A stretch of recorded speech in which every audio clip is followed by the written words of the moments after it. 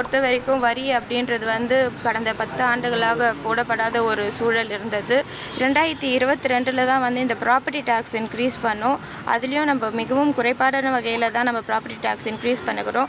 நம்ம தமிழ்நாடு உட்பட்டு பார்த்திங்கன்னா பிற மாநிலங்கள், அதாவது கேரளாவோ ஆந்திர பிரதேஷோ இல்லை நார்த்தில் இருக்கக்கூடிய மாநிலங்களை கம்பேர் பண்ணிங்கன்னா நம்ம வரி வசூலிக்கிறது மிகவும் குறைபாடாக இருக்கிறது.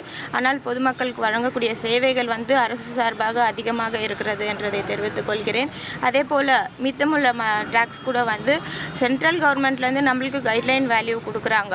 இப்போ 2000 ரூபாயிலேருந்து 5000 ரூபாய் ஒரு குறிப்பிட்ட நபருக்கு வரி வசூலிக்கணும் அப்படின்னு தெரிவித்தா அந்த 2000 மிகவும் குறைந்தபட்சமான வரியை தான் அரசு சார்பாக மேற்கொள்ளப்படுகிறது. அது கூட அவங்க ரூல் புக்கில் போடுறதுனால இந்த சூழல் ஏற்படுகிறது. அதே போல் 2000 ரூபாய் அப்படின்னா 2500 கூட மாற்றாமல் மினிமம் எவ்வளோ சார்ஜஸ் அவங்க போடுறாங்களோ அந்த மினிமம் சார்ஜஸ் தான் போட்டு நம்ம வரி வசூலிக்கணும். நவம்பர் டிசம்பர் மாதம் பொழுது நம்மளுக்கு ஏற்படக்கூடிய மழை சூழல்னால சில பகுதிகள் கூடுதலாக இந்த சாலை குண்டும் குழியுமாக ஏற்படக்கூடிய சூழல் இருக்கிறது. இப்போ வரை மாநகராட்சி சார்பாக கிட்டத்தட்ட 5000 பகுதிகள் இது கண்டறியப்பட்டு 3000 பகுதிக்குள்ள பேட்ச் ஒர்க் இந்த பணிகள் நடைபெற்று வருகிறது. பேட்ச் ஒர்க் பண்ணக்கூடிய சூழல் இல்லாத சாலைகளில் புதிதாகவே சாலை போடுமாறு அனைத்து அதிகாரிகளுக்கும் அறிவுரை வழங்கும்